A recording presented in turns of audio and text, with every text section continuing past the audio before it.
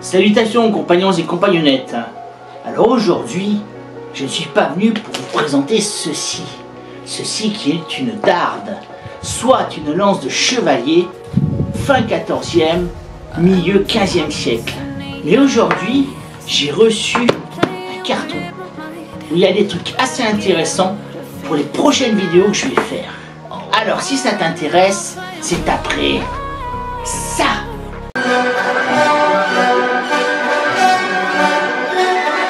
Alors aujourd'hui, une petite vidéo extrêmement courte parce que pendant une quinzaine de jours, je suis en 1222 au château de Castelroc dans le Tarn et que j'ai l'honneur d'être maître de forge pour une bande de jeunes bénévoles qui viennent apprendre le métier et restaurer ce château.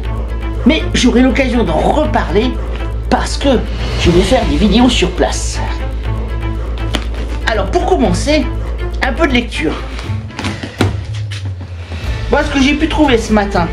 Historia, un truc sur les Goths, sur les Visigoths, donc le royaume visigothique de Toulouse. Super intéressant. TNT, Tank and Trucks, le magazine des tanks anciens ou nouveaux. Et là, qu'est-ce que je vois? Couler le Nimitz, un dossier sur ce que pourrait être la Troisième Guerre mondiale. Ça craint. Toujours aux éditions Caractère, je suis pas actionnaire. Batailles et blindés, les tankistes au cœur de l'enfer. Ça devrait être pas mal aussi. Et enfin, le magazine Raid, concernant l'Ukraine.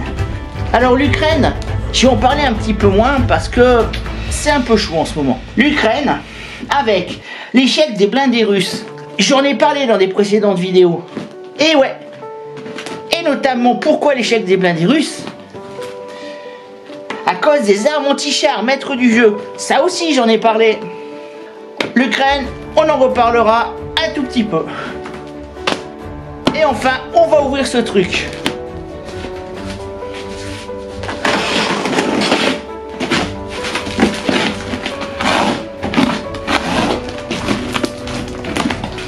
Alors non, pour une fois, c'est pas des maquettes.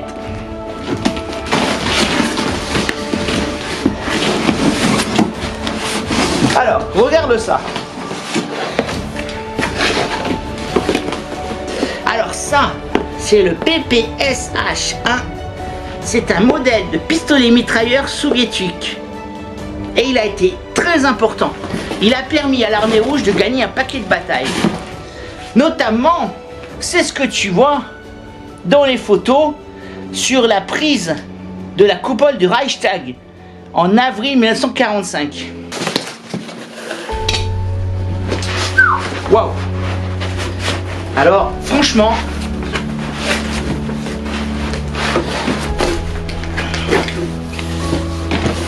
vraiment ça le fait. La crosse est en bois, tout est en métal, le poids ça correspond bien, ça fait vraiment histo. Avec le fameux chargeur camembert. Évidemment, c'est un airsoft. Chargeur camembert, peut-être d'une centaine de munitions, voire plus.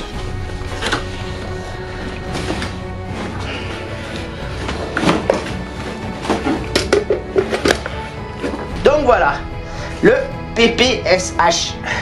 Vraiment de très bonne facture, très belle réplique. On s'en servira pour illustrer de prochaines vidéos sur l'armée rouge et sur le front de l'Est. Je t'en reparlerai ultérieurement. Sachant que ça, c'est un pistolet mitrailleur en calibre 9 mm. Alors attention, ça va être du lourd. En sachant que les deux pièces que j'ai là, maintenant ça n'existe quasiment plus. C'est un peu dommage. Alors la tige, pour enlever les billes évidemment. Le polystyrène. Le chargeur.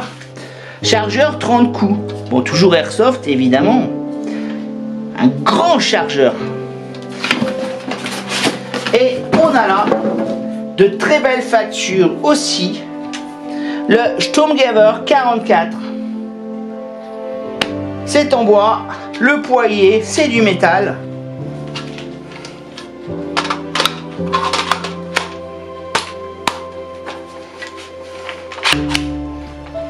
Alors franchement, c'est très convaincant. Au niveau réplique, c'est vraiment pas mal. Alors tu vas me dire, pourquoi je te parle de ça, du Sturmgewehr 44? Pourquoi il a une extrême importance à la fin de la Seconde Guerre mondiale? Heureusement, il est arrivé un peu trop tard pour permettre aux troupes du Troisième Reich de gagner la guerre. Dieu soit loué. Cette arme, c'est le premier fusil d'assaut du monde. Alors, quel est l'intérêt du fusil d'assaut? Ceci, c'est que on va pouvoir additionner les avantages du fusil classique, que tu as déjà pu voir dans certaines de mes vidéos, et du pistolet mitrailleur. Le pistolet mitrailleur permet de tirer par rafale. Alors quand tu sors à l'assaut d'une tranchée, c'est impeccable. Par contre, les balles étant du 9 mm, ça porte pas super loin. Par contre, le fusil, lui, peut tirer extrêmement loin. Avec les munitions de la Seconde Guerre mondiale, telles que celle-ci, du 7,92, ou alors encore celle-ci, du 306 anglais ou américain, on peut tirer extrêmement loin, mais on peut pas tirer par rafale. Alors les Allemands ont eu l'idée de mélanger les deux concepts. Mélanger les deux concepts, d'avoir un fusil qui peut être précis assez loin et de pouvoir tirer par rafale. Le problème, c'est la munition. Il est compliqué d'y mettre une munition aussi longue que ça. Alors les Allemands ont eu l'idée de la raccourcir. Alors ça, c'est la 7,92 longue. Et celle-ci, c'est la 7,92 courte, ou kurz en allemand. C'est la même munition, sauf qu'elle est beaucoup plus courte. Et c'est ça que tu vas placer dans le chargeur, ici. Alors évidemment, toutes mes munitions sont inertes, ce sont des fosses. Voilà, ça fait même un joli bruit, assez rigolo. Voilà, tu as la douille, l'ogive, mais il n'y a pas de poudre ni d'amorce. Alors avantage, avec cette arme, non seulement tu tires par rafale, tu as un chargeur de 30 cartouches, donc une allonge au niveau puissance, et en plus, comme les munitions sont courtes par rapport à celle-ci, eh bien tu vas pouvoir en charger beaucoup plus, parce qu'une munition, ça pèse lourd.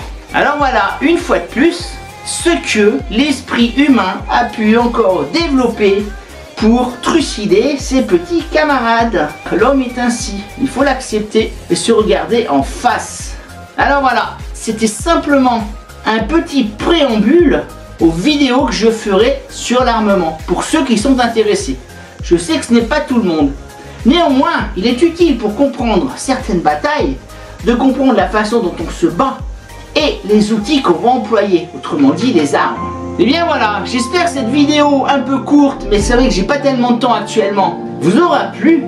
Alors comme d'habitude, n'oubliez pas de vous abonner, de parler de moi, de partager, de liker. J'ai besoin de vous, c'est vous qui faites la chaîne. Alors je vous dis à bientôt pour une prochaine vidéo, certainement en direct de 1222 au château de Castelrock. Portez-vous bien, à la prochaine, et comme vous le savez, l'histoire, c'est toi qui l'as fait.